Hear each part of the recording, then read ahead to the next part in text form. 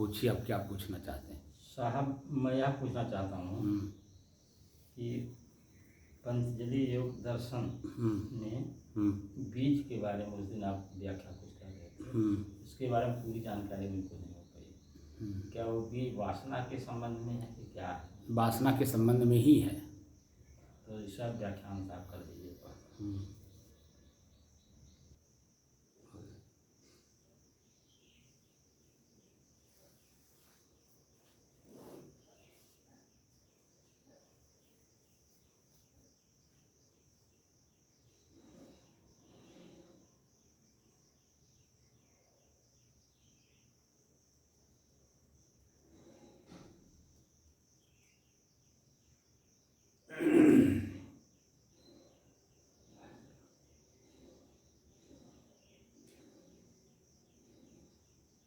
अपने ही चंचल मन को अपने ही बस में करने की दृष्टि से साधना करते करते 619 दिन हो गए। तारीख 18 जुलाई सन 2023, दिन मंगलवार, प्रातः काल का समय।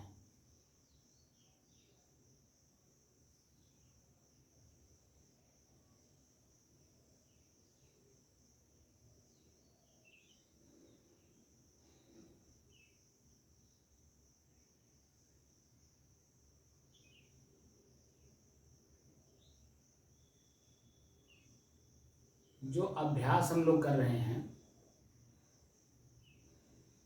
उस श्वास का कर रहे थे, तो श्वास अलग महसूस हो गया कि नहीं? जी, हो गया। महसूस होने का मतलब समझे? जी जी। क्या समझे, जरा हमको बताइए। महसूस होना मतलब जानकारी होना। नहीं, वो तो ज्ञान है, जानकारी। महसूस होने का मतलब अनुभव हुआ। अनुभव हुआ मतलब। हाँ, ज्ञान का मतलब सिर्फ जानकारी हुई है, वो अनुभव नहीं हुआ। उसको जानकारी होने के बाद अनुभवजन्य ज्ञान, अनुभवजन्य ज्ञान, उसको प्रज्ञा बोलते हैं। प्रज्ञा जगह? जी जी, प्रज्ञा जग गया। कहाँ जगह बताइए जरा। अब साहब हमको सांस में मालूम होता है कि कहते हैं तो पता चलता। श्वास को अलग होकर के देखने का जो अभ्यास हमने कराया साक्षी और दृष्टा भाव में, और वेदना संवेदना के आधार पर कि कष्ट दे रहा है हमारा श्वास, कि सुख दे रहा हमारा श्वास, कि आनंद दे रहा हमारा श्वास पीड़ा दे रहा है, क्या दे रहा है। तो जब हम अलग होते हैं, जैसे कोई भी सामान आपके पास है, जो भी यहाँ चीज़ें हैं, जैसे मैं ही हूँ, आपसे अलग हूँ कि नहीं? मैं मतलब मेरा शरीर, मैं तो अलग हूँ ही, शरीर भी मेरा आपके शरीर से अलग है कि नहीं? तो मेरे शरीर में जैसे जो हो रहा है अलग आपके शरीर से महसूस हो रहा है। आपको महसूस क्या हो रहा है? तो स्पष्ट है कि आपका शरीर मेरे शरीर अलग अलग हैं। ठीक है, स्थूल शरीर, और श्वास भी स्थूल है। तो मेरे शरीर में मेरे शरीर से आपको सुगंध मिल रहा है कि दुर्गंध मिल रहा है?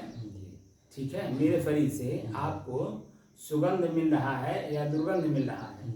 मेरे शरीर से आपको आनंद की अनुभूति हो रही, यानी सुगंध मेरे शरीर से आ रहा है, दुर्गंध आ रहा है। मेरे शरीर को देख करके आनंद की अनुभूति हो रही है या पीड़ा हो रहा है, ईर्ष्या हो रही है या बात करने का मन हो रहा है? बात करने का मन उसी से होता है जहाँ मोह होता है। ठीक है नहीं? और बात करने का मन वहाँ नहीं होता जहाँ द्वेष होता है। तो मेरे शरीर से आपको क्या मिल रहा है? कोई एक चीज़ तो मिल रहा होगा, क्योंकि आप सामने बैठे हैं। मेरे शरीर में कितना भी दुर्गंध होगा वह आपके लिए असरदार नहीं होगा। क्यों होगा? नहीं होगा। क्यों नहीं होगा? इसलिए मतलब हम जोर से बोलिए, क्योंकि इसमें आवाज़ नहीं जा रही। इसलिए होगा कि वहाँ मोह है। मोह है। हाँ, मतलब वहाँ मोह है। मोह है क्योंकि कुछ मिल रहा है, लालच है मिलने का। मोह है, लालच उसका उसी का भाई है। लालच बस जी, मोह बस, मोह बस बोले, मोह बस, आसक्ति बस बोले। आसक्ति बस, आसक्ति नहीं, मोह बस बोलिए सर। हाँ, मोह बस, आसक्ति नहीं, मोह बस। जी तो जिसे जितने शब्द बोलेंगे जी उसका भाव, अर्थ, क्रिया सब बदल जाएगा। जी जी तो यहाँ एक शब्द लगेगा मोह बस, जी जी क्योंकि यहाँ हमसे कुछ मिल रहा है। जी अगर मेरे से कुछ ना मिले तो जहाँ आपका मन आसक्त नहीं है, अनासक्त है जिस शरीर से, जी उसके पास आप बैठ करके उसकी बात सुनेंगे? नहीं सुनोगे। क्यों? क्योंकि उसके शरीर से दुर्गंध आ रहा है। जी और दुर्गंध इसलिए आ रहा है क्योंकि उसमें आसक्ति नहीं, मोह नहीं है। जी तो मेरे शरीर से आपको मोह है, जी तो मेरे शरीर से जो आपको मिल रहा है, क्योंकि शरीर मेरा शरीर आपके शरीर से अलग है, जी ये स्पष्ट आप देख रहे हैं। जी आंख भी देख रहा है, कान मेरा जी, आवाज़ सुन रहा है, जी और नाक जो है मेरे शरीर के जी जी जो सुगंध है, दुर्गंध है, जी वह अनुभव कर रहा है कि इनके शरीर से क्या मिल रहा है। तो जैसे अलग महसूस होना होता है जी तो हमको कष्ट महसूस होता है। कोई भी चीज़ जब मिलता है तो उसमें आसक्ति और कष्ट, मोह, ठीक है। तो कोई ना कोई शब्द आपको मिलेगा, तो उस शब्द, उस पॉइंट पे जब आप जाएंगे तो उस पॉइंट का नाम अपने आप आपके दिमाग में आ जाएगा कि ये मिल रहा है। तो नाक हमको बताता है कष्ट दे रहा है, पीड़ा दे रहा है, क्योंकि दुर्गंध आ रही है, कि सुगंध आएगा तो आनंद का अनुभूति कराएगा। जैसे मान लीजिए मैं सेंट लगा के आऊँ, तो सेंट जितना ही ज़्यादा होगा आपकी नाक में वो कष्ट भी देगा। सेंट भी कष्ट देता है ज़्यादा हो जाने से, लेकिन हल्का सा लगा के आया हूँ तो हवा चलेगा मेरे शरीर से, मेरा शरीर के जो सेंट है हवा के माध्यम से आपकी नाक तक जाएगा, और नाक जैसे अंदर उसको ग्रहण करेगा जैसे आपके मस्तिष्क को बताएगा, तो तुरंत मुंह से आवाज आएगी, क्या साहब आज सेंट लगा का है क्या? क्योंकि शरीर से तो निकल नहीं रहा है, ये तो आप स्पष्ट हैं। इसमें तो आपको स्पष्ट जानकारी है कि शरीर के अंदर से सुगंध निकलेगा ही नहीं, किसी का भी हो, जी नहीं निकलेगा, किसी के भी शरीर से सुगंध निकलता ही नहीं है जो स्थूल शरीर है। इसमें जो कचरा है उसी का दुर्गंध निकलता है, ये तो सबको बात मालूम है। लेकिन जब मैं सेंट छिड़क के आऊँगा तो आप कहेंगे कहा साहब लगता है आज सेंट छिड़क के आए हैं, कहाँ पर आ गए? अब देखिए प्रश्न हुआ, लगता है आप सेंट लगा के आए हैं, ये भी प्रश्न है। लगता है कहीं खरीदे हैं कि कोई दे दिया है, कहाँ मिला, एक शब्द आ जाएगा। फलाने के यहाँ गए थे, फला काम किए थे, तो उन्होंने सेंट की एक बोतल ले आई थी, उन्होंने कहा गुरुजी आप ले जाओ, यहाँ कोई काम नहीं है। तो मेरे मन में आया लावा थोड़ा सा लगा ही लें, उसका उत्तर हो गया, जो कि मैं खरीदा नहीं हूँ। खरीदने के लिए मैं क्यों खरीदूंगा? क्योंकि ये शरीर मुझे शरीर का असली ज्ञान करना, मेरे शरीर का, मेरे शरीर में असली ज्ञान क्या है? दुर्गंध। तो जब दुर्गंध जिस चीज में होगा उसमें आसक्ति होगी नहीं, बोलिए, दुर्गंध में आसक्ति कैसे होगी? जहाँ दुर्गंध होगा वहाँ आसक्ति होगी ही नहीं जी, वहाँ तो आदमी भागता है। जी तो क्या अपने ही शरीर में मैं जिसमें हूँ, क्या इससे मैं भागने का कभी प्रयास किया? नहीं किया ना।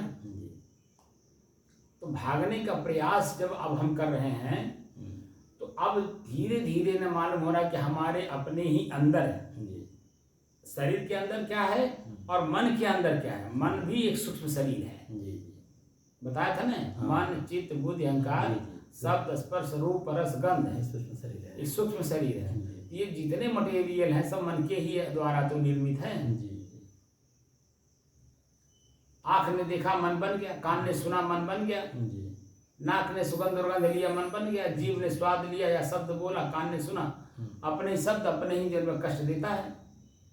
सुधार तो हम तब करते हैं जब अपनी ही चीजों को हम गलत समझते हैं तब।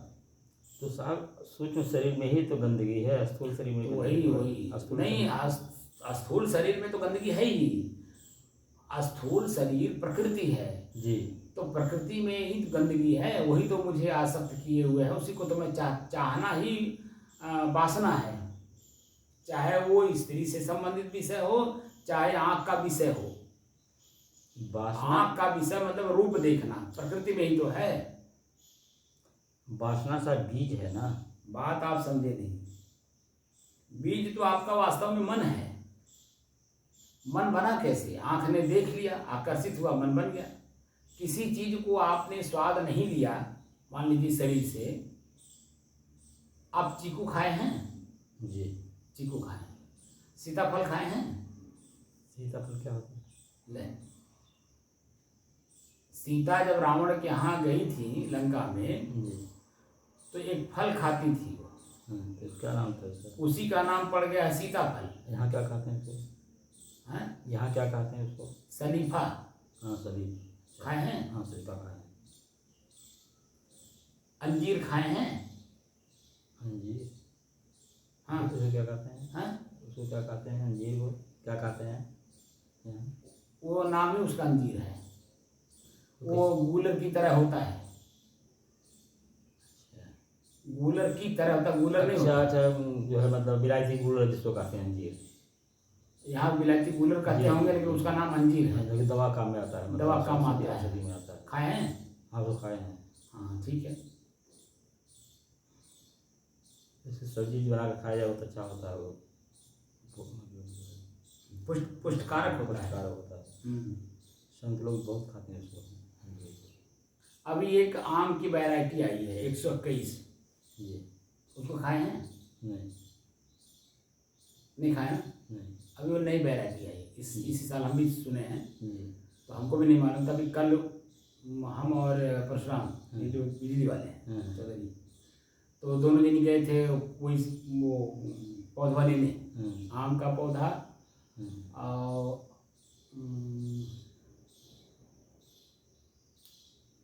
बेल का पौधा, लीची का पौधा, आम, बेल, लीची, ये 3 ले आए हैं। कुल मिला के 16 पौधा है। बेल कलमी है बेल? हाँ कलमी बेल है। कलमी बेल है, कलमी भी है और बीजू भी है, दोनों लाए हैं। तो वही जब जनवा में ले करके बाहरवा निकले हैं, उधरिया वाले में लेके कमिश्नर साहब की अगवाना, तो जब वहाँ से ले करके निकले तो वहीं रेडी पे लगाया था। इनसे हमने कहा, परशुराम से हमने कहा कि जब आम में खरीदना है, कहा कि हाँ खरीदना है। तो रोक दी गाड़ी, चला हम ही रहे थे। तो उतरे हम लोग, तो वहाँ गए तो दशहरी नहीं था, वो लंगड़ा, सफेदा लंगड़ा सफ़ेदा और एक आम और। तो उसी में जनवरी पता चला कि जनवरी इस आम का नाम है 121, नई वैरायटी है, उद्यान की नई वैरायटी आई। तो हम लोग ले लिए। तो वो तो शाम को जब मैं खाया तब मुझे समझ में आया कि ये क्या चीज़ है। तो जो चीज़ें आप, मेरे पूछने का तात्पर्य ये था कि जो चीज़ का स्वाद आप ले लिए हैं, ठीक है, उसका नाम आप जान गए, ठीक है, तो वो सामने जैसे ही पड़ता आँख की, उसका स्वाद स्पष्ट आ जाता है कि तुरंत की नहीं? बिल्कुल आ जाएगा। मेरे कहने का आप सूक्ष्म बातें समझने का प्रयास करें। सही आ जाएगा। जैसे ही आँख के सामने वो दृश्य पड़ता है, वो वस्तु पड़ती है, तो उसका स्वाद मालूम हो जाएगा। वही वासना है। अंदर से उसकी जो स्वाद हमने ले रखा है साक्षात इस शरीर से, वो तुरंत मस्तिष्क में उभर के आ जाता है, जीभ में पानी आने लगता है। ये सब आपके मन, आपके शरीर के साथ ऐसा हुआ है कि नहीं? क्यों नहीं होता? सभी शरीर को वही मैं कह रहा हूँ। तो वासना उसी को कहते हैं, सूक्ष्म वासना, क्योंकि हमने स्वाद ले लिया है। तो प्रकृति की चीज, प्रकृति में ही हमने स्वाद ले लिया। जीव किसकी है? प्रकृति की तो है। और वो जो सामान है वो जीभ पे जब पड़ता है तो उस सामान का जो स्वाद है, जीभी सामान आँख के सामने पड़ता है, जीभ के सामने तो पड़ता नहीं। तो स्वाद इसमें क्यों आने लगता है? तो स्वाद लेने का अधिकार जीभ को, आँख थोड़ा जीभ को तो है, लेकिन जीव देख तो नहीं रहा ना। तो आँख देख रहा तो बताएगा ना। नहीं, किसको बताएगा? मन को बताएगा। मन कौन है? मन कौन है? मन मतलब जानता है कि जो मन ये है, जो जानता नहीं, उसका एक बार स्वाद ले लिया जीभ पर, वही मन बन गया है। आँख देखा और जीभ को बताया तुम्हारा सामान देखो सामने है, तब उसमें पानी आता है। आँख मन को ही बताता है कि देखो तुम्हारा सामान, जीभ को बताता है तुम्हारा सामान सामने है। मन एक बार उसको देख चुका, चख चुका है। चखना ही मन बनना है। जी। आँख तो देखा लेकिन चखा नहीं है, तो उसका कितना भी जब वो सामने पड़े, हाँ, मतलब तो उसके ऊपर अपने मन के अंदर में कोई इच्छाएं नहीं इच्छा होगी, नहीं होगी। लेकिन स्वाद ले लिए हैं तो मन बनेगा। मन बना हुआ सूक्ष्म रूप से, तो सामने जैसे ही आपके पड़ेगा वैसे ही जन्म स्वाद आ जाएगा, जीभ पर स्वाद आएगा और पानी भी आने लगेगा। खाने के लिए ललक, उसको बोलते हैं ललक, खाने की ललक हो जाएगी, पानी की ललक हो जाएगी। कैसे मिले और कैसे खाएं, अपनी जीभ को और स्वाद पुष्ट करें। दूसरी चीज, जो चीजें नहीं खाए हैं वो सामने हो तो जीभ पर पानी आएगा नहीं आएगा, पता नहीं कैसा है, पता नहीं रहेगा। लेकिन खाए हैं आपके सामने ना भी हो, कान से जैसे सुन लेंगे तब भी आ जाएगा, तभी आ जाएगा। तो ये जो प्रकृति है ना, प्रकृति की वस्तु प्रकृति के सामने जब पड़ जाती है, वो भोग लेता है तो वो पुष्ट हो जाता है, मजबूत हो जाता है, क्योंकि पहले भी ले चुका है।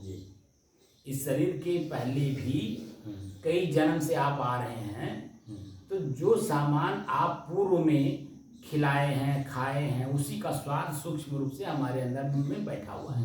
यह भी आदमी कहते हैं, इसी को कहते हैं पूर्व संस्कार। पूर्व संस्कार, संचित कर्म भी कहते हैं। पूर्व संस्कार और संचित कर्म भी। संचित हमने कर्म कर करके संचित किया है, संचित मतलब इकट्ठा करना, ठीक है। तो आज हमें मोक्ष प्राप्त करना है, तो इन्हीं इंद्रियों से ही तो हमें मोक्ष प्राप्त करना है कि सामने वस्तु हो लेकिन खाने की इच्छा ना हो, मुंह में पानी ना आवे। तो जो लिंग का भोग हमने भोगा है, इस शरीर के साथ संबंध बनाया है, वह भी तो सूक्ष्म रूप से संचित है। तो जैसे उसका चेहरा मेरे आंख पे पड़ता है, वैसे ही जन्म आप देखिए मेरे लिंग को खड़ा करता है। मेरे मतलब मेरे पूरे पुरुष वर्ग की बात कर रहा हूँ मैं, अपनी बात कहने का मतलब पूरे पुरुष वर्ग की बात कर रहा हूँ। इसीलिए आप देख रहे हैं नाना जन्म तमाम तरह की इस समय उपद्रव चल रहा, उपद्रव वर्तमान समय में उपद्रव चल रहा समाज में। वर्तमान समय में उपद्रव चल रहा है, क्योंकि हर आदमी के सामने वो वस्तु पड़ रहा है और वो पहले से भोगा हुआ है, स्वाद लिया हुआ है। तो ये जो जीभ है या आंख है या कान है या लिंग है, ये नई नई वस्तु का भी तो स्वाद लेना चाहता है। वही एक बार खा चुका है लेकिन फिर दोबारा भी चाहता है, क्योंकि प्रकृति में शरीर है, तो शरीर की प्रकृति की जो चीजें हैं वो सब सामने पड़ती हैं, तो उनकी इच्छाएं जागृत हो जाती हैं। और यही जो जागृत होती हैं, यही बार बार हमें दुख और पीड़ा देती हैं, जो कि मैं एक बार खा के देख चुका हूँ। जब खा के देख चुका हूँ, लेकिन खाया तो, लेकिन खाने की दृष्टि से नहीं खाया, बस स्वाद की दृष्टि से खा लिया।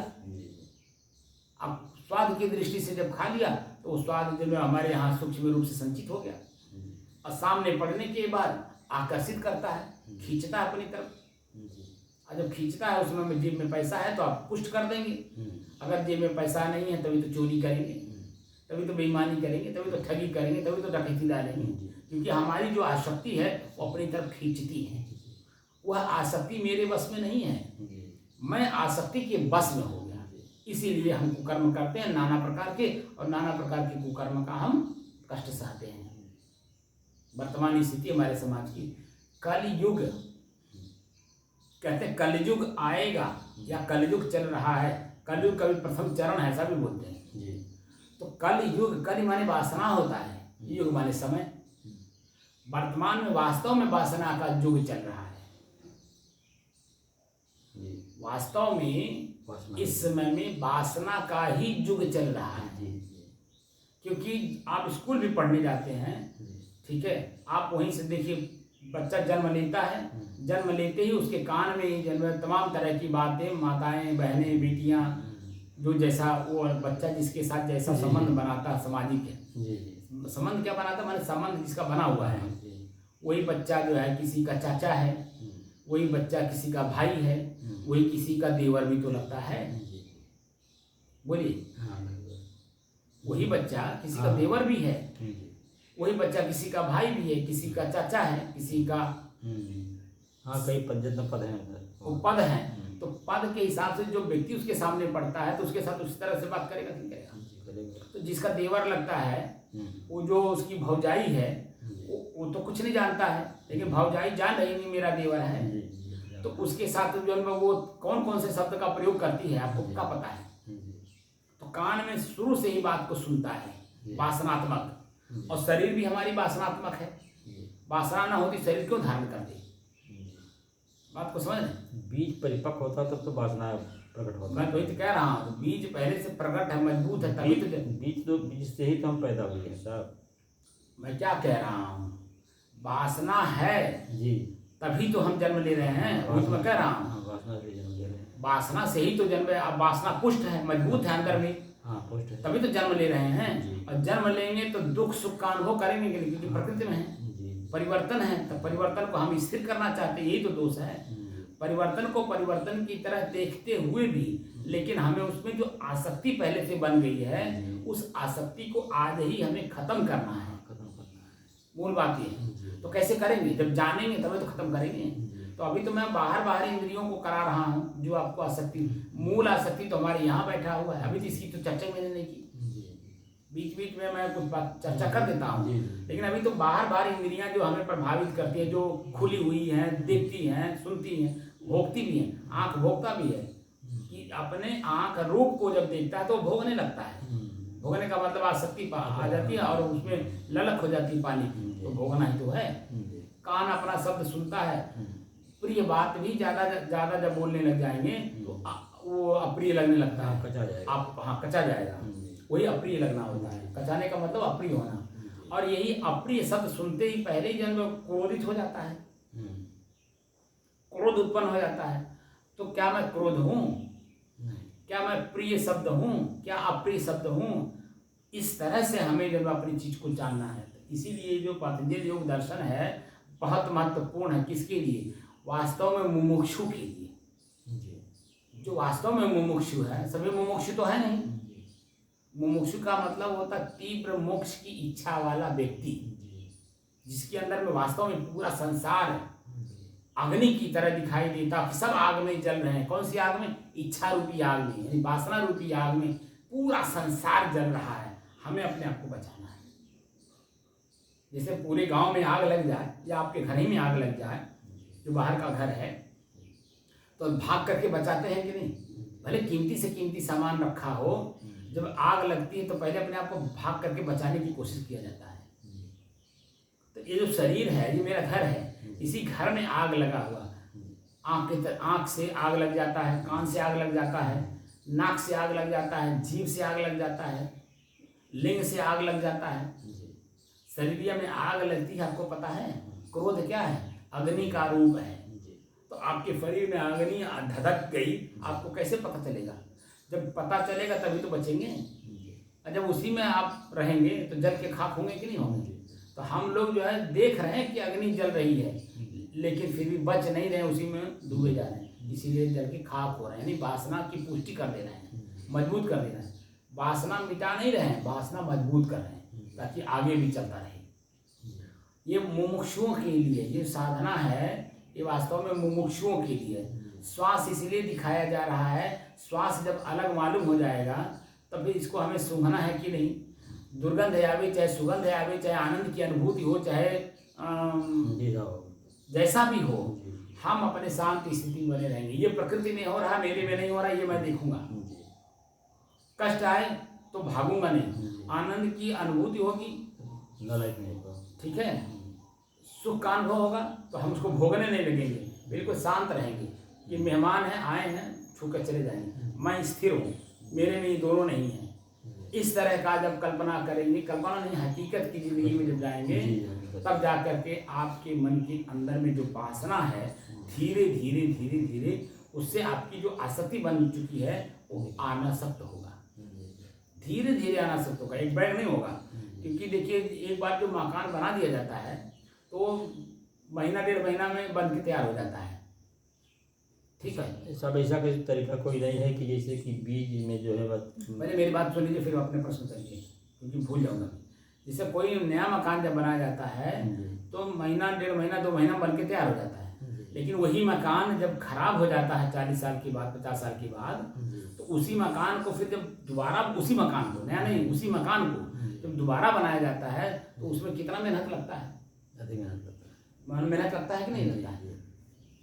अधिक मेहनत लगता है। तो हमने अपने ही वासना को पुष्ट कर लिया है, मजबूत कर लिया है, ठीक है। अब उससे अपने आप को बाहर निकालना है, तो सावधानी पूर्वक, सतर्कता पूर्वक और धीरे धीरे अगर आप चल करके उससे नहीं बचेंगे तो कदापि जो है आप उससे अपने आप को वंचित नहीं कर पाएंगे। वो पुष्ट ही रहेगी, उसकी सूक्ष्म रूप से गढ़ा हुआ है। इसीलिए पहले श्वास को दिखाया जा रहा है। इसमें 6 चीजें प्राप्त हो रही हैं: आनंद के अनुभव, दुख का, पीड़ा का, ठीक है, और खुजली का। तो जो चीजें यहाँ दिखाई जा रही थी श्वास में, उस श्वास में हमारे हर इंद्रियों में होती है, खाली श्वास ही में नहीं, हर इंद्रियों में होती है। लगातार आप जब देखते हैं तो देखिए कष्ट होने लगता है कि नहीं? जब शुरू में बैठते हैं तो बड़ा आनंद लगता है कि हम देखने बैठे हैं और उत्साह होता है, लेकिन थोड़ी देर के बाद अपने आप कष्ट होने लगता है, फिर आंख बंद करते हैं। आंख बंद करने का मतलब ये कि कष्ट महसूस हो रहा है इसलिए बंद कर रहे हैं। अच्छा, ये पुतली की नेत्र का मतलब होता है? ये इसको बोलते पुतली, जो गिरा करती है, मतलब ये इसका पर्दा है, पर्दा है इसका सुरक्षा रखने के लिए। जैसे ये दरवाजा है मकान की सुरक्षा, ऐसे हमारे आँख के अंदर में जो मटेरियल है उसकी सुरक्षा के लिए पर्दा है। ये अपने आप गिरता उठता रहता है, ये तो प्रकृति में अपने आप चलेगा। लेकिन हम जो अभी उसको देख के मजबूती के साथ तो किए नहीं, क्योंकि ये इसी से रूप देखा जा रहा है ना। जो रूप है, रूप इसी का तो विषय है, और उसी में आकर्षित होकर जैसे पतंगा किसमें गिरता है? आग में। आँख से तो देख देख कर गिरता है, कान से सुन सुन कर तो नहीं गिरता है, आँख से देख देख के गिरता है।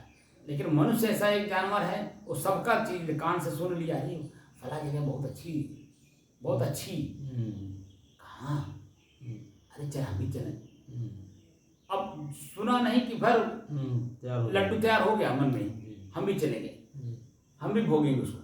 तो वो लड्डू सुनकर हमारा जो मनुष्य शरीर है ना, किसी चीज को भी, हमारी जितनी इंद्रियां हैं सब पर आकर्षित होता है। लेकिन मनुष्य योनि के बाद अलग अलग जानवर अलग अलग चीजों में आकर्षित होकर के अपने आप को, अपना पूरा जीवन उसमें खपत कर देते हैं, नहीं जला के मार देते हैं। जैसे भंवरा है, फूल पे सुगंध में इतना आसक्त हो जाता है बस जाता है कि उसी में जब वो रह जाता है, फूल के सुगंध लेता है, अब पता चला शाम होने लगा तो फूल की जो कलियां हैं वो धीरे धीरे सुपड़ने लगती हैं, वो आनंद लेने की दृष्टि से बैठ जाता है। अब पता चला कि उधर सुबह सुबह जब हाथी आई, सबको मारते खाते चल दी। आसक्ति जो मेरे अंदर में है उसी का निराकरण करना है, उसी का निराकरण इसमें चित्त के रूप में किया है। चित्त जहाँ पे विभूति पाद में, विभूति पाद में तिनका के बारे में भी कुछ किया गया है।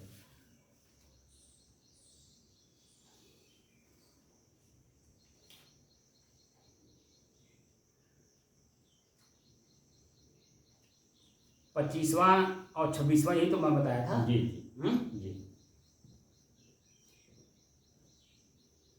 जो सूत्र नंबर है 25, विशेष दर्शन आत्मभाव भावना निवृत्ति, ठीक है ना, इसी का मैंने चर्चा किया था।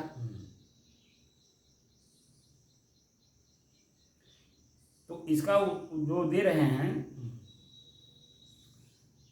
अनेक युक्तियों से कैवल्य का मूल कारण चित्त से अतिरिक्त आत्मा के स्वरूप का प्रतिपादन करके संप्रति सूत्रकार उस आत्मा के उपदेश द्वारा साक्षात्कार करने की योग्यता वाला जो अधिकारी है उसको अनधिकारी की अपेक्षा विशेष रूप से प्रतिपादन करते हैं। जैसे आप अधिकारी हैं इसीलिए इसकी चर्चा कर दे रहा हूँ, क्योंकि 618 दिन में, कल तक जो 618 दिन हुआ था, आज 619वां दिन है, इसमें जो हमने आपको देखा इसीलिए इसकी चर्चा की थी। अगर मैं इस लेवल पे आपको न देखता तो नहीं करता, क्योंकि सब जो है अभी ऊपर ऊपर तैर रहे हैं और हमको गहराई से भी गहराई में जानी है, क्योंकि हमें वास्तव में मोक्ष की तरफ जाना है। हम इसीलिए इसमें भीड़ नहीं बढ़ा रहे हैं। वास्तव में हम भीड़ नहीं बढ़ा रहे हैं। भीड़ बढ़ा देने से मेरी वृत्तियाँ खुद उसी में उलझ जाएंगी। मेरी स्वतः की मैं मास्टर हूँ इसका, मेरी वृत्तियाँ खुद उसमें उलझ जाएंगी तो मैं मास्टर कहाँ रह गया। इसलिए मास्टर की अपनी यथास्थिति बनाए रखने के लिए हमें भीड़ नहीं, हमें व्यक्ति के व्यक्तित्व की जरूरत है। हम जो शब्द फेंकते हैं, ये शरीर मेरा है कि मैं हूँ, ये शब्द फेंकता हूँ। इसी शब्द फेंकने से ही मुझे पता चल जाता है कि ये व्यक्ति क्या चाहता है। क्योंकि कबीर साहब कहते हैं बोली ते पहचानिए साहु चोर की घात, तो मैं उसी सूत्र का यहाँ प्रयोग करता हूँ, शब्द बोलता हूँ। क्योंकि इसमें दो चीजें अपने आप स्पष्ट दिखाई दे रही, मकान मकान मालिक, दो चीजें स्पष्ट दिखाई दे रही कि शरीर मैं हूँ कि शरीर मेरा है। मेरा का मतलब मेरे से अलग, मैं मतलब मैं स्वयं। मकान मेरा है न कि मैं मकान हूँ, शरीर मेरा है न कि मैं शरीर हूँ। तो मैं कौन हूँ इसके बारे में पूर्व का अगर कुछ अंकुर होगा तो वो आगे की चर्चा करेगा, सुनेगा भी और प्रश्न भी करेगा उसी में, उसी गहराई में जाने के लिए। उसके अंदर में धारा जरा सा भी जो अंकुर अगर होगा तो मेरी इस बात को समझ करके वो मेरी अवहेलना नहीं करेगा, बल्कि मुझे ऊपर समझ करके, अपने से ऊंचा समझ करके, चिंतन ऊंचा समझ करके मेरे सामने बैठ करके आपकी तरह जिज्ञासा लेकर के वो मेरी बात को जानने की कोशिश करेगा। जो मैंने हरिद्वार में संतों के सानिध्य में बड़े बड़े लोगों को, जो धनाढ्य लोग हैं, बिरला घाट है हरिद्वार में, बिरला घाट, बिरला को तो मैंने, जो मूल बिरला है उनको तो मैंने देखा नहीं, लेकिन उनके जो वर्तमान में वहाँ प्रबंधक थे उनको मैंने देखा है।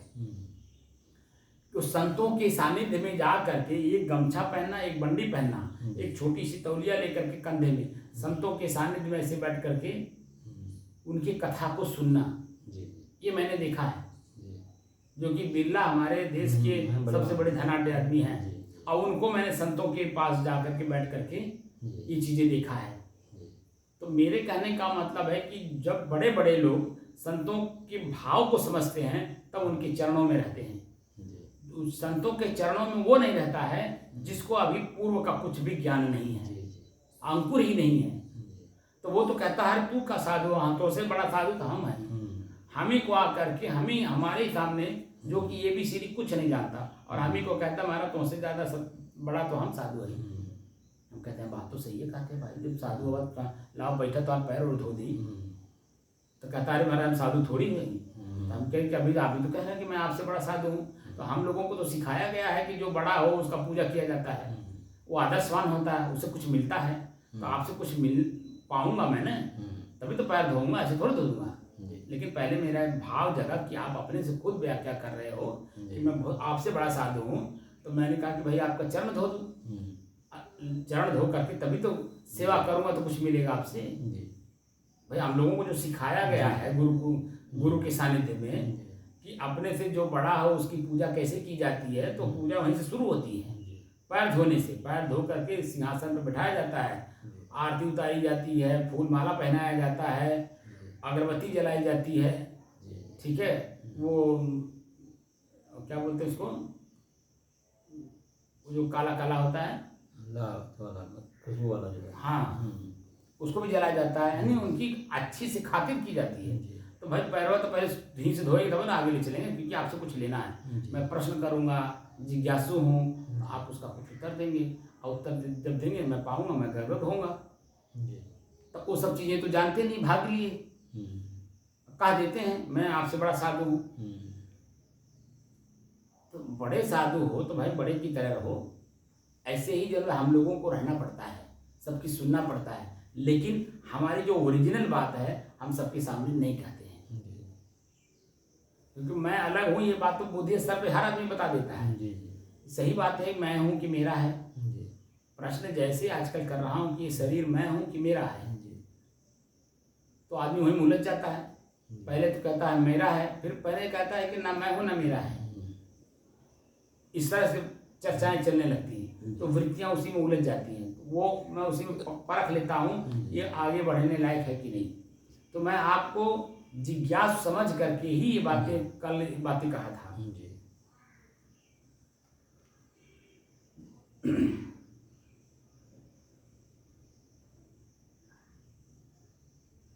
इस प्रकार अनेक युक्तियों से जुक्ति समझते हैं ना?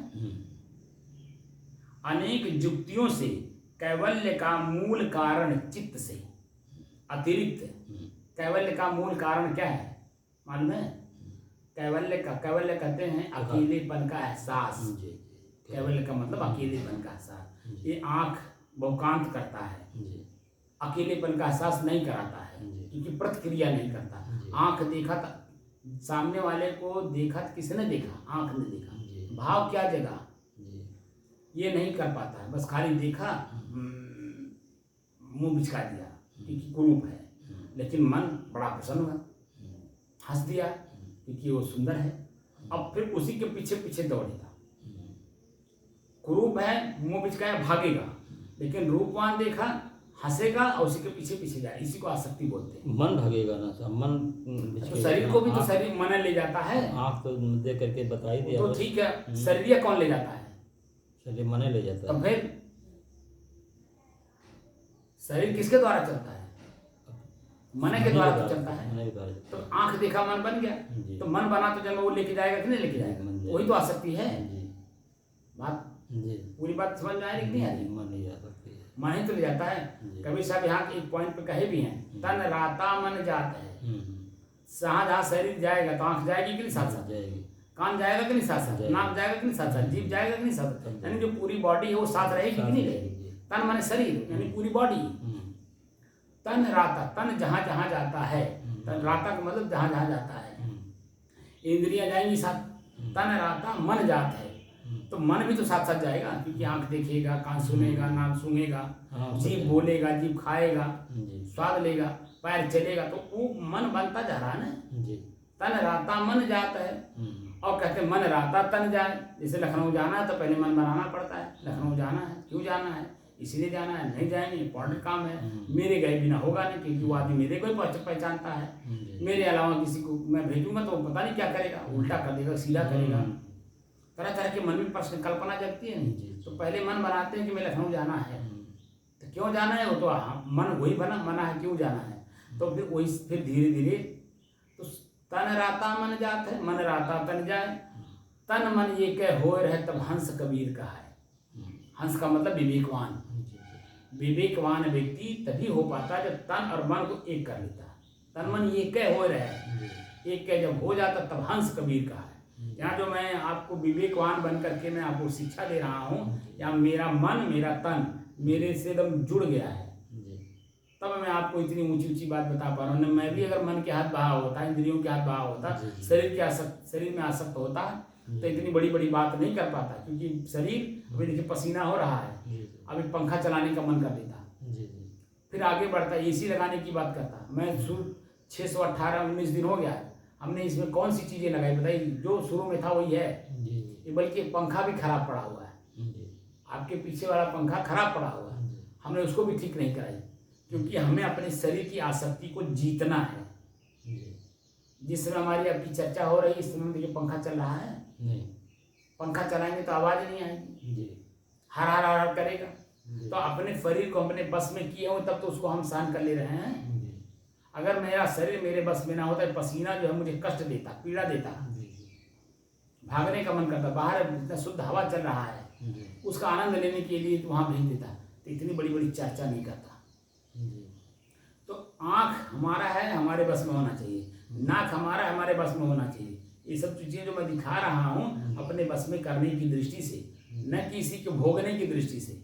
भोग तो हमने बहुत लिया है, और आज भी अगर हम अपने आप को बचाने का कला नहीं सीखेंगे तो आगे भी भोगते ही रहेंगे, और भोग भी रहे हैं। यहाँ से उठ करके जाने के बाद 2 घंटे 2 घंटे तो हम लोग बैठते हैं, 2 घंटे सुबह 2 घंटे शाम, बाकी क्या करते हैं? आँख का रूप देते हैं कि नहीं? सामान को देखते हैं, रूप तो देते हैं। कान से शब्द सुनते हैं कि नहीं बाहर का? बोलिए। तब तो जैसा दृश्य देखेंगे वैसा बनता जाएगा, कान से जैसा शब्द सुनेंगे वैसा बनता जाएगा, जीभ से जो भोजन करेंगे, स्वाद लेंगे, वैसा मन बनता जाएगा। हम उसको पुष्ट कर रहे हैं, न कि हम जो अनासक्त हो रहे हैं। हम तो पुष्ट कर रहे हैं, मजबूत कर रहे हैं। ये तो हम लोग अनर्गल बैठ रहे हैं, ये जो साधना कर रहे हैं अनर्गल बैठ रहे हैं। इसमें वास्तव में हमारी लगन नहीं है। लगन होती तो त्याग हो जाता, हर चीज पे हमारे कमांड हो जाती, मजबूत हो जाता। जैसे मैं 20 साल की उम्र में कर लिया, 20 साल की उम्र में भूख, प्यास, नींद, ठीक है, अब शब्दों की झड़ी मेरे कान के सामने पड़ी हुई है, रूप आँख के सामने पंचायत बहुत झेला हूँ, बहुत देखा हूँ, ठीक है। इसलिए जो मैं उस बात को बार बार अपने दिना में 20 बार याद करता हूँ कि मैं साधु क्यों बना हूँ, साधु बनते समय मैंने कौन कौन सी परिस्थितियों को पार किया है, तब मैं आज स्थिर हूँ। अगर मैं उसको भूल जाऊँ और वर्तमान की स्थिति को भोगने लग जाऊँ तो यहाँ तो सब कुछ फ्री मिल रहा है। सब कुछ का मतलब सब कुछ फ्री है, वासना भी फ्री है, जिधर जाओ उधर वासना पुष्टि मिल जाती है। तो इसका मतलब ये थोड़ी नहीं कि हम आदमी से ऊपर नहीं हैं। ये सब चीज़ों में आदमी जा करके जो अभी अपने आप को आदमी मानता है, यानी शरीर ही मैं हूँ, ये शरीर ही मैं हूँ, वो जा करके उसमें फंस जा रहा है। जो कि उसको ऊपर जाना है, शून्य होना है, यानी ये सारी चीज़ें मेरी नहीं है, ये मैं नहीं हूँ। मैं जो हूँ वो स्थिर हूँ, शांत हूँ, मेरे लिए कुछ भी नहीं है। इस लेवल पे जब जाएगा तब जाकर के आसक्तियों से अपने आप को बचा पाएगा, अन्यथा उसी में उलझ जा रहा है। अब देख ही रहे हैं, साधु होते एसी कार चाहिए, एसी कमरा चाहिए, पंखा चाहिए, सबसे पहले तो कमरा चाहिए, फिर उसी में जब रंग रोगन चाहिए, देखने में सुंदर लगे, फिर पंखा चाहिए, फिर उसमें और आगे बढ़ा पैसा हुआ तो और एसी चाहिए, तरह तरह की चीज़ें। अब एक बात बताओ, भगवान को कहीं गर्मी लगती है? जो मंदिर में मूर्ति स्थापित हो गई है वो कौन मूर्ति हो, कहीं की मूर्ति हो, कोई आप हमको बता दीजिए उनके शरीर में गर्मियाँ ठंडी उनको महसूस होती हो? कुछ नहीं। लेकिन वहाँ पंखा लगाएंगे, एसी लगाएंगे कि भगवान जन रहे ठंडा रहे। भगवान जब शरीर में कुछ है ही नहीं, अनुभव ही नहीं करेगा, इसका मतलब वो कौन करवाता है? पुजारी करवाता है अपने स्वार्थ के लिए। भगवान का नाम लेता है, करता भूख सुख भोग करता है पुजारी। तो आसक्ति तो खुद ले रहा है, जो कि जनता का सामान फ्री हो जाता है आपके लिए, लेकिन यहाँ आपको कुछ भी भोगना नहीं, उतने लेना जितने से शरीर में हम जब तक हैं हमारा शरीर कष्टित ना हो, मध्य मार्ग में चलना है, उतने लेना है जिससे हमारा काम चल जाए बस। इससे ज़्यादा नहीं लेना है, इससे कम नहीं लेना है। कम लेंगे शरीर कष्टित रहेगा तो ध्यान लगेगा ही नहीं, ज़्यादा ले लेंगे तो वृत्तियाँ बार बार उसी में जाएंगी, कष्ट देगा, वो कष्ट का कारण बनेगा ही। संग्रह करेंगे, वृत्ति उसी में बार बार रहती है, जितना पैसा रहता है दिमाग में बात रहती है, इतना पैसा यहाँ से आया है, इसका खर्च कहाँ करना है, तो ये शून्य कहाँ कर रहा है, उसी में लग गया। इसीलिए कहा जाता है कि आप जो जितने भी साधन हमारे धर्म ग्रंथों में लिखे हैं उस पॉइंट पे जाने के लिए लिखे जहाँ आप शून्य हो, शून्य को यथा स्थिति बनाए रखो। संग्रह करने के लिए किसी साधु को संग्रह करने के लिए नहीं लिखा है, कहीं भी नहीं लिखा, बल्कि एक वस्त्र से दो वस्त्र, एक वस्त्र आपके शरीर पे, एक वस्त्र आपके बगल में, नहा धो करके उसको पहनने के लिए। भोजन भी संग्रह के लिए नहीं लिखा है, यहाँ तक कि अग्नि के पास जाने के लिए नहीं लिखा है, यानी भोजन बनाने के लिए आपको नहीं लिखा है। भिक्षा करके, वो भी भिक्षा कब करना है कि जब पूरा समाज भोजन करके, पूरा परिवार भोजन कर लिया हो, शेष बचा हो वही आपको लेना है। भिक्षा सभी लोग भोजन करके विश्राम में अपने काम में लग गए हों, उस समय में जो बचा हुआ भोजन है वो लेने के लिए आप जाएंगे। 11 बजे भोजन भिक्षा करने की बात कही गई है, सुबह 8 बजे भिक्षा करने की बात नहीं कही गई, 11 बजे। 11 बजे आप जाएंगे तो एक पहले घर में अगर पर्याप्त भोजन आपको मिल गया तो दूसरे घर नहीं जाना है। नियम है ये, हमारे सन्यासियों के लिए, संतों के लिए नियम है कि एक घर में अगर पर्याप्त भोजन आपको मिल गया आपके शरीर के उपयोग के लिए तो दूसरे घर नहीं जाएंगे। अगर पर्याप्त नहीं मिला तो एक घर से 3 घर तक जाएंगे, जितने में आपको मिल जाए। उसके बाद अगर 3 घर तक भी ना मिले तो आप 5 घर तक जाएंगे। 5 घर तक भी अगर पर्याप्त भोजन नहीं मिला तो 7 घर तक जाएंगे, और 7 घर तक नहीं मिला तो लौट करके वापस आ जाएंगे, न कि 8वें घर जाएंगे। 7 घर तक खाली लिखा है, ये वृत्तियों को अपने बस में करने की दृष्टि से, क्योंकि जितने घर जाएंगे उतने दृश्य देखेंगे, उतने शब्द सुनेंगे, उतने तरह का भोजन मिलेगा, भोजन लेके आएंगे तो स्वाद लेंगे भोजन का, उतने तरह का मन बनेगा। इसीलिए 7 घर से 8वां घर लिखा ही नहीं है, क्योंकि वृत्ति हमें अपने बस में करनी है। चित्त वृत्त निरोध है, चित्त वृत्त निरोध है। योग क्या है? जोड़ना, किससे? अपने आप को अपने आप से जोड़ना है। तो चित्त में जो वृत्त पहले से बन गई है उसकी निराई करेंगे तब तो हम अपने आप से जुड़ेंगे।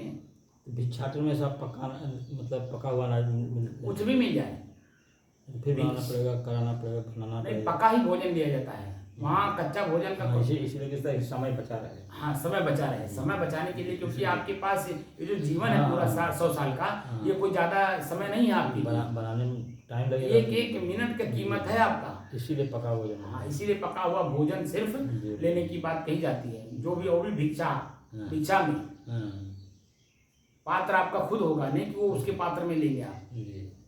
अब वो अभी वहाँ भोजन नहीं करेंगे, आप जाएंगे कहाँ जाएंगे, आप जहाँ पे रहते हैं साधना यहाँ करते वहाँ एकांत में जाएंगे, हाथ पैर धोएंगे, विश्राम करेंगे, तत्काल भोजन भी नहीं करेंगे, 1 घंटा रुक करके भोजन करेंगे, क्योंकि ताकि जो आसक्ति है वो आसक्ति मिटनी चाहिए ना। बहुत लोगों को भोजन आते हैं जो जल्दी गबर खाने, वही आसक्ति है। चबा चबा करके खाने के लिए चबा चबा कर, ये कवर कम से कम 32 बार दांत के सामने पड़ना चाहिए, यानी चबाना, 32 बार चबाना चाहिए। 32 बार कोई चबाता है बोलिए? ये सब वृत्तियों को मारने की ये सब कलाएं बताई गई हैं।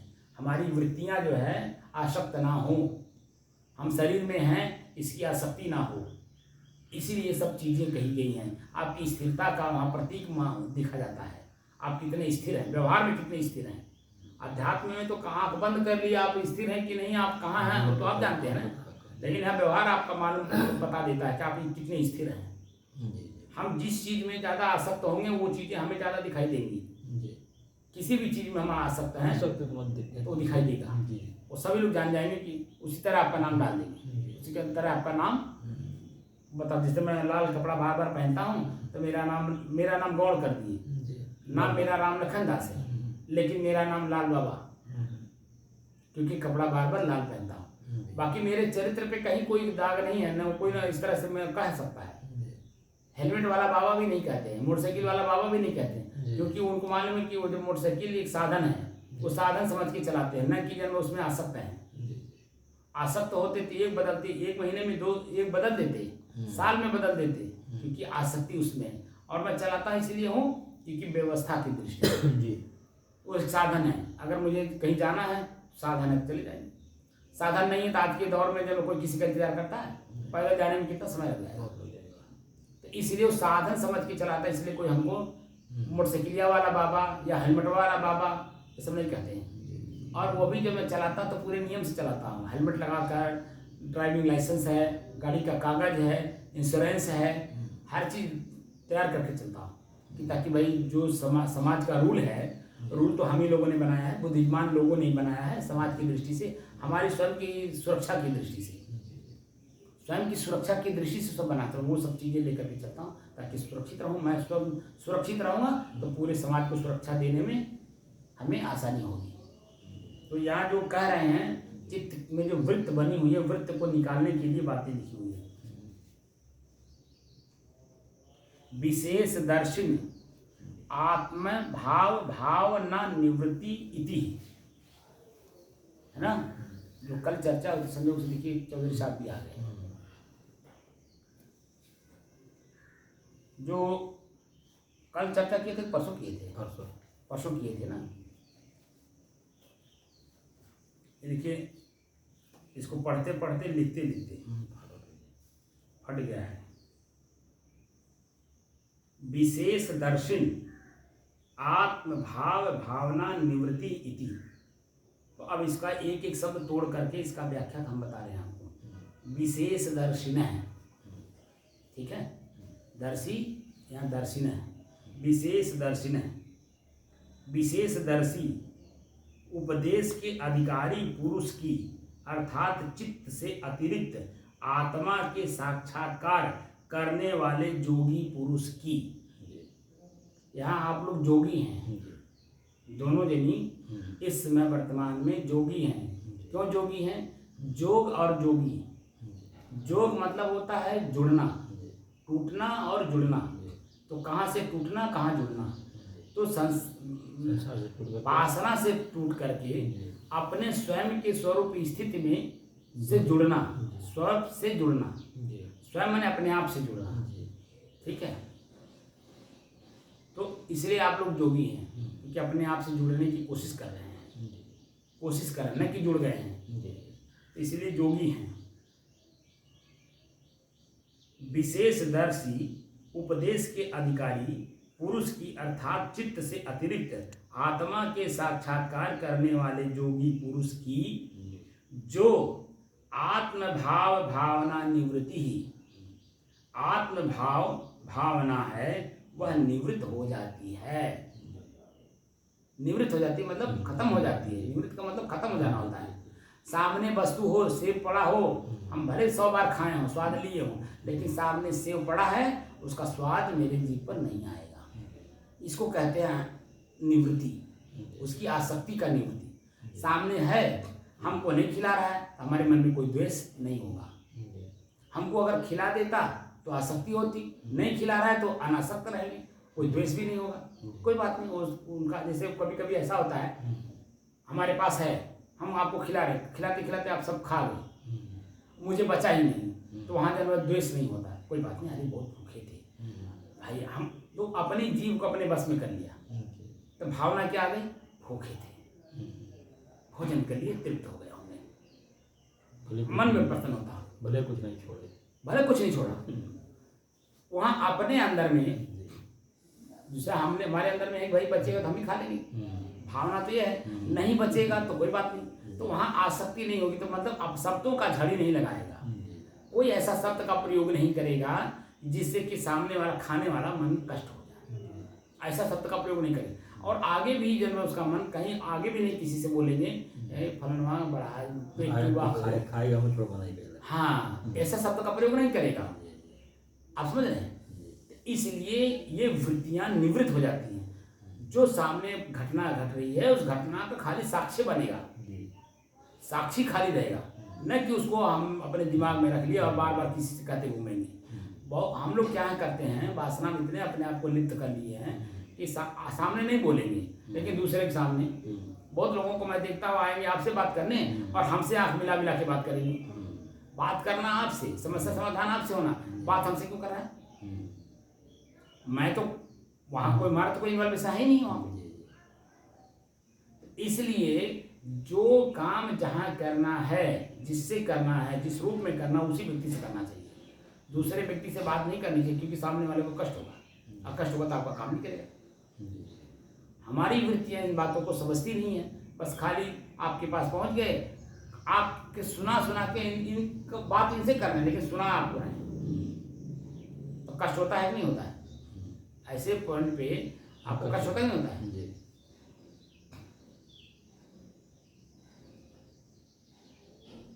तो वो आसक्ति है, उसको आसक्ति कहते हैं, लेकिन कष्ट ना हो वही निवृत्ति है।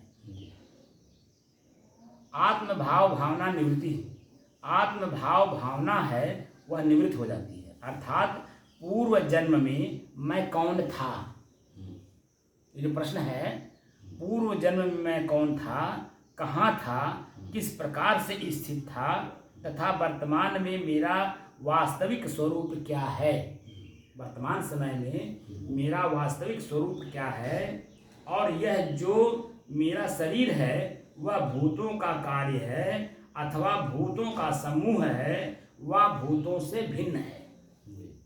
भूत माने माटी पानी आग हवा, पंच प्रकृति, ठीक है, 5 तत्व। या इससे अलग है मेरा जो स्वरूप है, क्या यही है, पंचभूत ही मैं हूं? नहीं। इस तरह से प्रश्न कर रहा है। अथवा भूतों का समूह है, वह भूतों से भिन्न है। एवं भविष्य में मैं क्या होऊंगा, भविष्य में मैं क्या होऊंगा,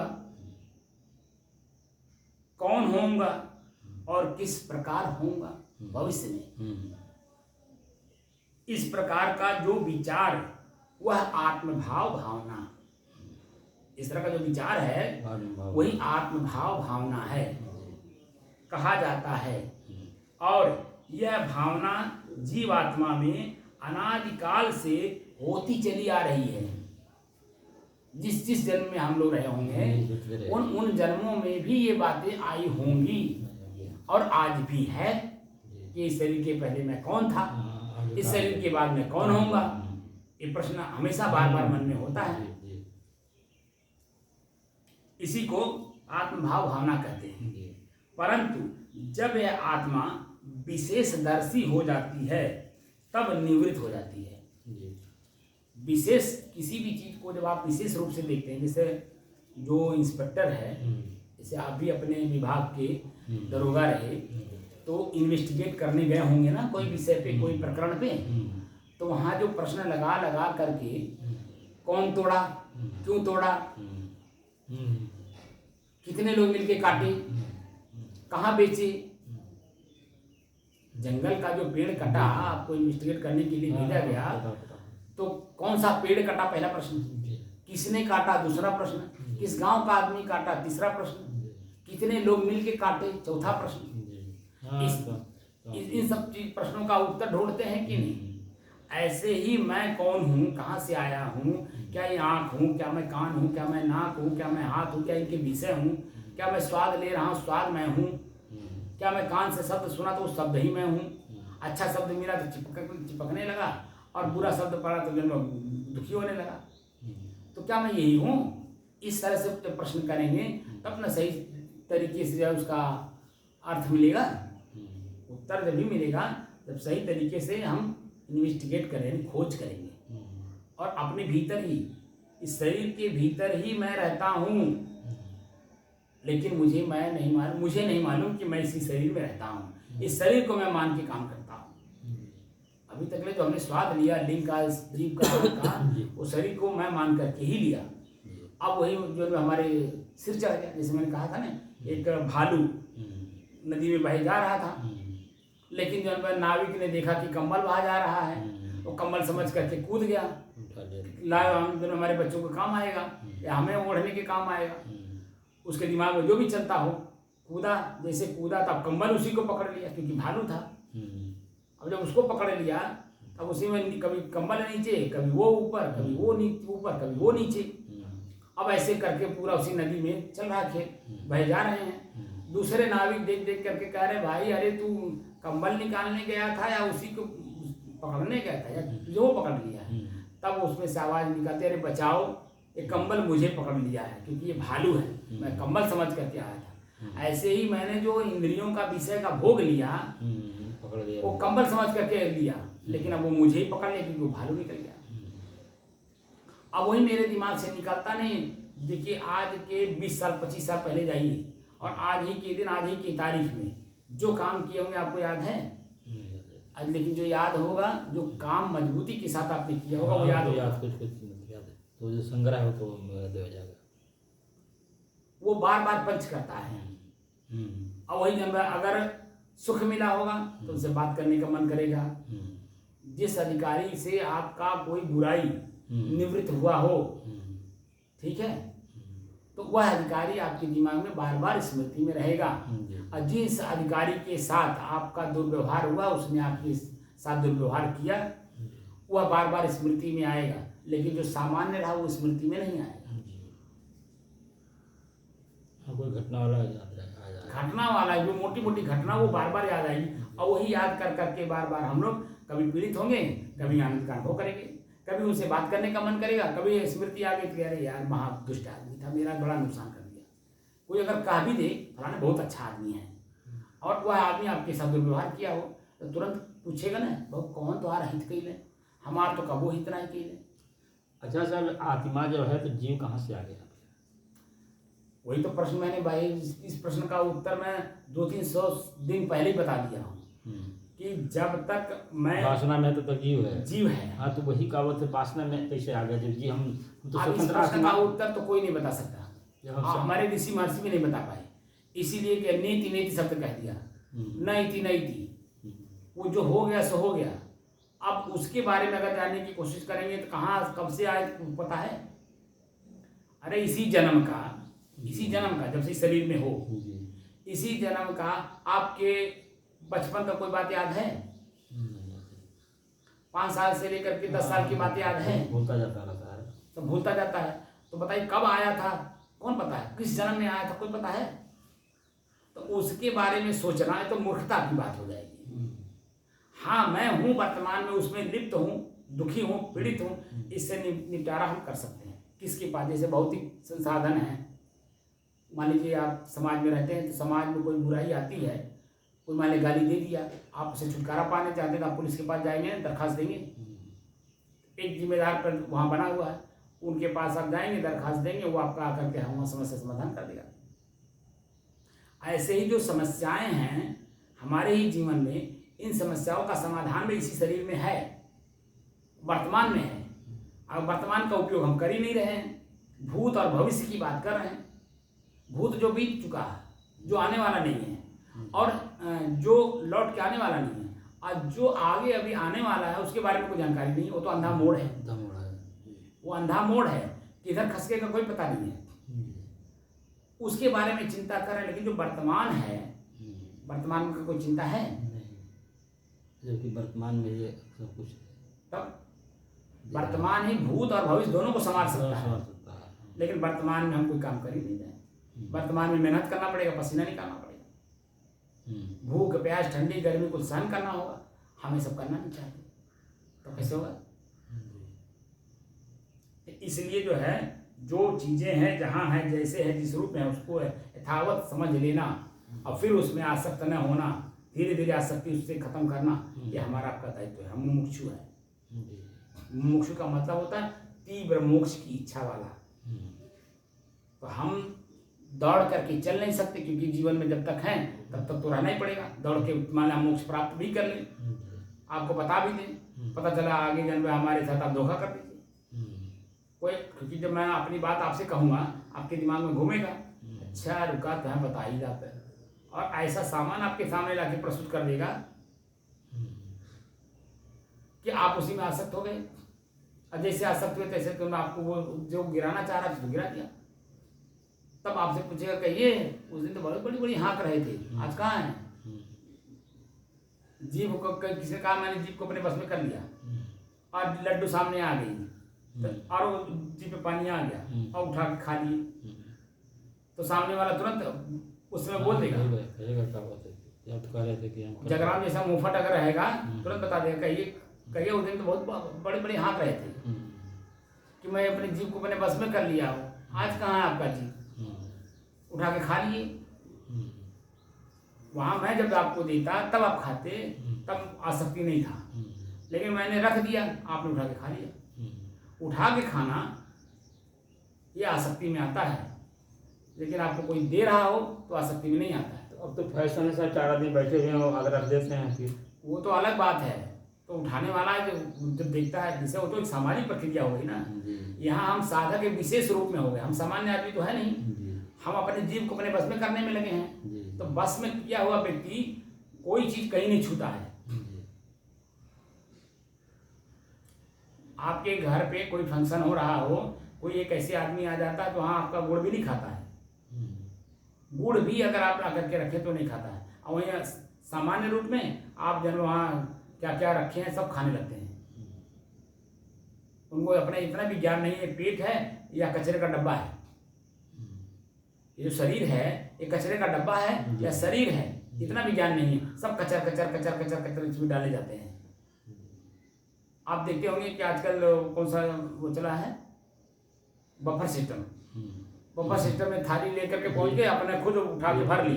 वहाँ मन कहता है यार अब दोबारा मिलबे नहीं करी, अगर अभी नहीं ले लिए दोबारा मिलेगा ही नहीं, उठा के धर लिए। और जब खाने लगे तब तो सारा पता चला कि जब स्वाद बेस्वाद है। अब पूरा थाली में का भोजन खराब हुआ कि नहीं, फेंक दिए। तो ये सब किसमें आती है? समझदारी में आती है क्या? ना समझ पशु है, पशु जो लड़ कर कट कर खा करके मरना चाहते हैं। आदमी है ये नहीं, पहली बात। तो यहाँ हम लोग आदमी से ऊपर हैं। किसी फैशन बढ़ रहा है, देखिए नहीं उसकी बात तो छोड़िए, उसकी चर्चा नहीं करना है, क्योंकि हम लोग आदमी से ऊपर हैं। सही बात है। हमको अपने लेवल की बात करनी है कि उनकी बात करनी है। तो यह जो कह रहा है इन सब चीजों से ऊपर की बात कर रहा है कि वृत्ति को निवृत्ति में मार्ग में ले जाना है। जिसको आत्म भाव में भावना है वह आस्तिक है। जिसको स्वयं में आत्म भाव भावना है वह आस्तिक है। अष्टांग योग के उपदेश को श्रवण करता है और श्रवण करने के पश्चात योग का अनुष्ठान करता है, यानी उसका पालन करता है। जब उसका साधन परिपक्व हो जाता है तब चित्त सत्व तथा पुरुष का विशेष दर्शन होने से वह युंजान योगी हो जाता है। जब स्वयं का अनुभव हो जाता है कि मैं कुछ नहीं हूँ, मैं अलग हूँ इन सबसे, तो योगी हो जाता है, युंजान हो जाता है। अतः उसकी आत्मभाव भावना की निवृत्ति हो जाती है और जिसको आत्मभाव में भावना नहीं है वह नास्तिक है। जिसको अपने बारे में न चिंता हो वही नास्तिक है, जिसको अपने बारे में न अष्टांग योग के उपदेश का अनधिकारी है और आत्मा तथा परलोक आदि विषय में अनिश्चयी है। अतः चित्त सत्व तथा पुरुष का विशेष दर्शन न होने से उसकी आत्मभाव भावना की निवृत्ति नहीं होती है। इतना अधिकारी तथा अनधिकारी में भेद है। इस प्रकार का सूत्रार्थ निष्पन्न हुआ। अब भाष्यकार इसका विवरण करते हैं। यथेति यथा जैसे प्रावृषि यानी वर्षा ऋतु में तृणांकुरस्य उद्भवेन तृण के अंकुर का उद्भव होने से तद बीज सत्ता अनुमीयते उसके बीज की सत्ता का अनुमान होता है। तथा वैसे ही मोक्ष मार्ग श्रवणेन मोक्ष मार्ग का श्रवण करने से यस्य जिसके शरीर तथा नेत्र में रोम हर्ष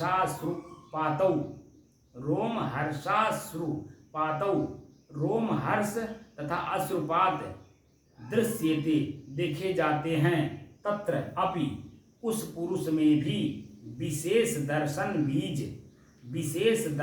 बीजम सत्व पुरुषान्यता ख्याति रूप तत्व ज्ञान का कारण अपवर्ग भागीयम मोक्ष का भागी कर्माभिनिवर्तितम कर्म से संपादित अस्ति है।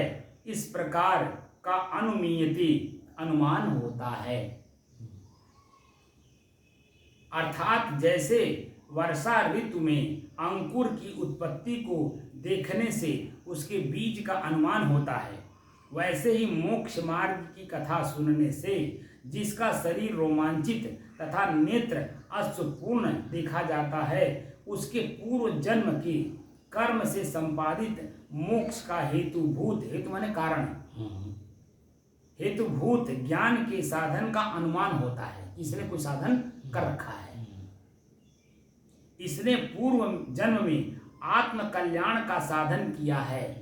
पूर्व जन्म में तस्य उस साधन निष्ठ पुरुष की स्वाभाविकी आत्मभाव भावना, स्वाभाविक जो यथोक्त आत्मभाव भावना है वह प्रवृत्त होती है। सुन करके उसमें जिज्ञासु बनता है।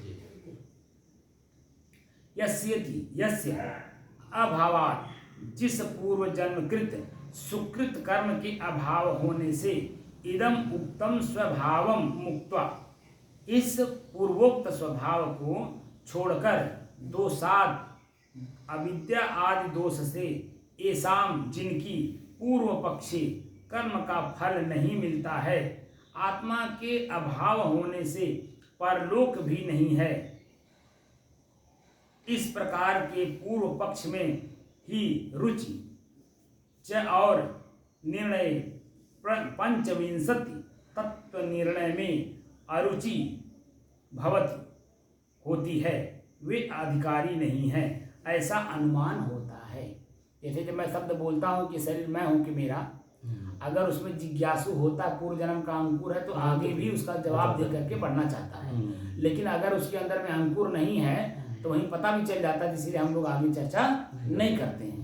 वहीं उसकी वो क्या करने आया, काम अपना काम निपटाया गया, जिज्ञासु नहीं है वो, तो अपना भौतिक काम करने के लिए कराने के लिए आया है।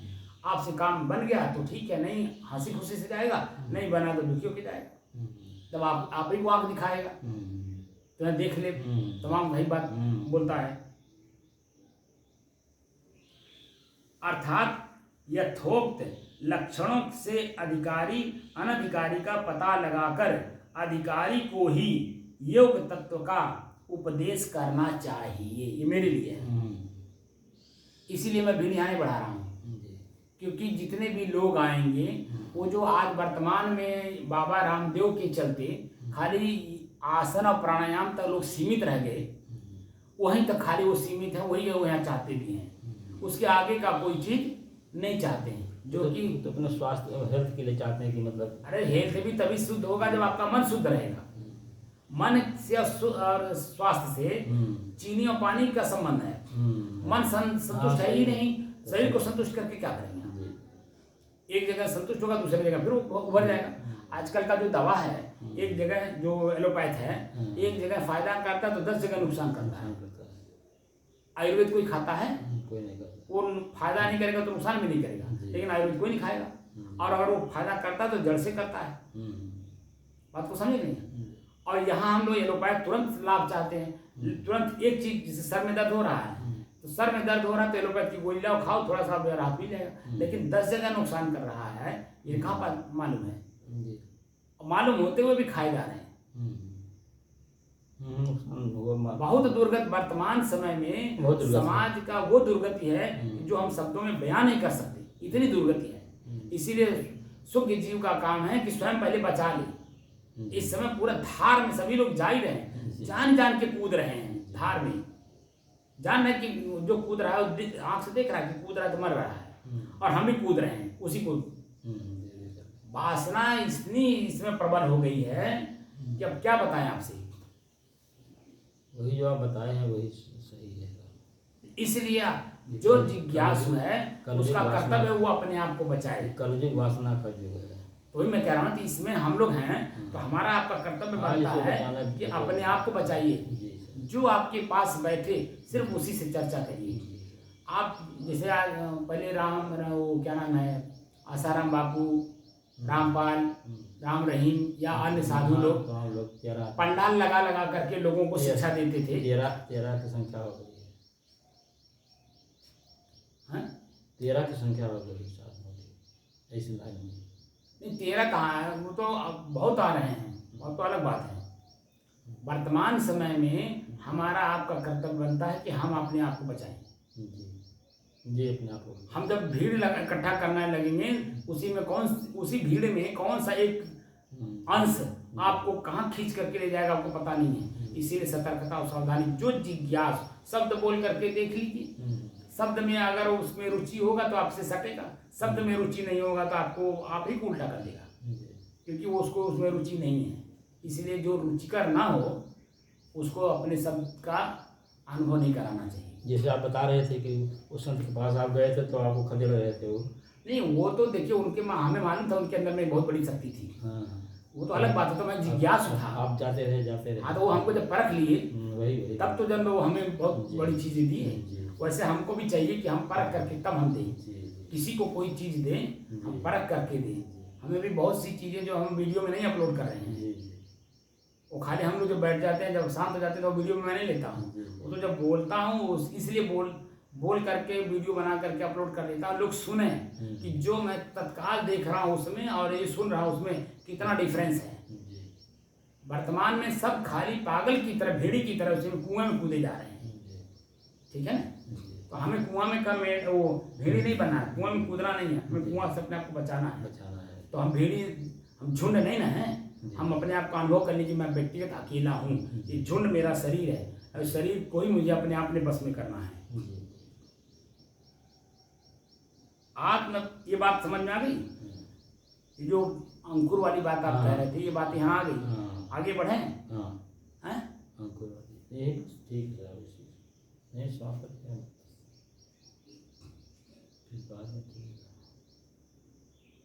चलिए शाम के टाइम में अगर सुना देंगे। ठीक है, इसको बंद करिए। अब थोड़ा देर बैठ लीजिए अपने श्वास को देखते हुए।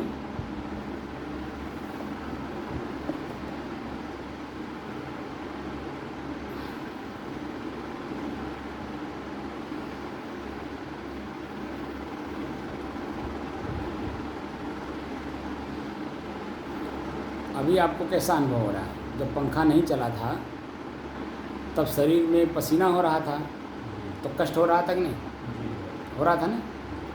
और अब पंखा चला तो कैसा आनंद की अनुभूति दे रहा है कि नहीं? जी। हैं? जी। पूरा शरीर रोए रोए रोमांचित हो रहे हैं कि नहीं? जी, आनंद हो रहा है। क्या आप दोनों हैं?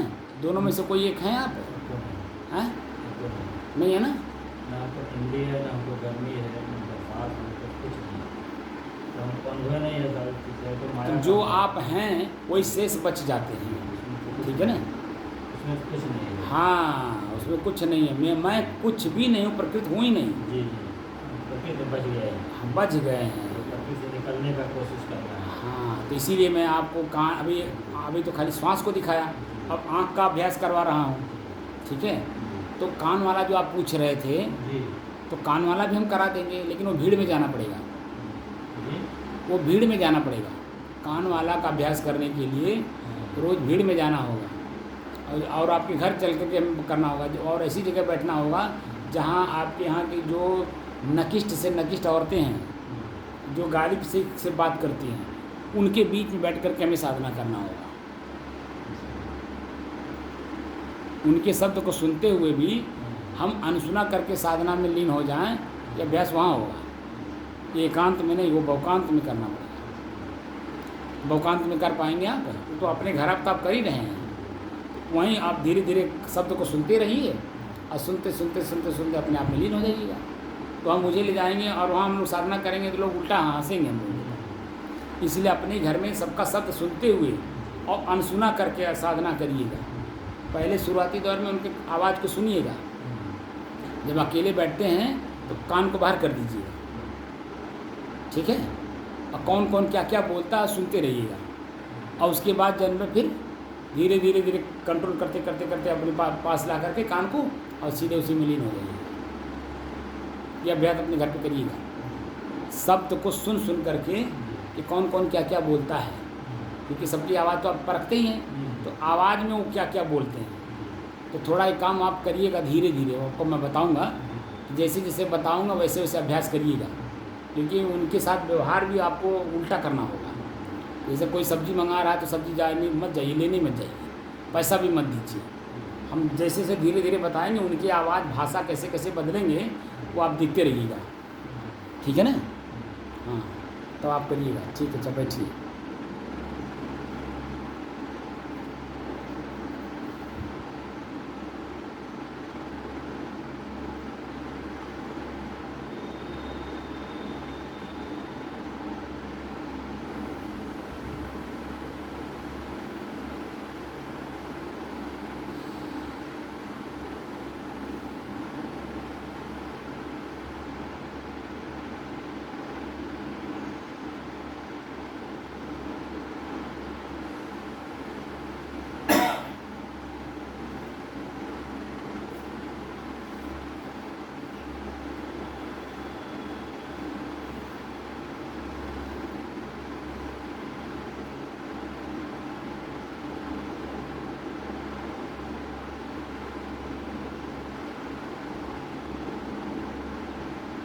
यही हवा जैसे जैसे आगे बढ़ेगा करुआसन भी लगेगा।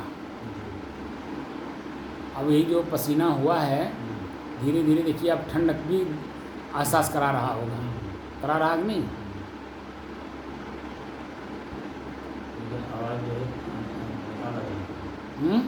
आवाज़ सन चल रहा है, बेकार लग रहा है। हाँ, लेकिन हवा अच्छा लग रहा है। लेकिन हवा अच्छा लग रहा है, और कुछ ठंड का ठंड का भी तो अनुभव करा रहा है, हैं? लेकिन क्या हम गर्मी हैं? ये गर्मी अभी ख़त्म हो गई, तो क्या ये ठंड और गर्म का जो अनुभव हो रहा है, क्या यही मैं हूँ? तब तो हमें इनका भी सहन करते हुए हमें आगे ऊपर बढ़ना है। ये तो हाल में बैठ कर के अभ्यास कर रहे हैं। जब हम लोग बाग बगीचा में करते थे तो उस समय में कहाँ पंखा था, उसका कहाँ आनंद मिलता था, लेकिन फिर भी सहन किया जाता था। सहन कर करके धीरे धीरे धीरे धीरे इस लेवल पे पहुंचा गया है। हाँ, तो प्रकृति का हवा मिलता था ना, तो लगातार तो नहीं चलता है।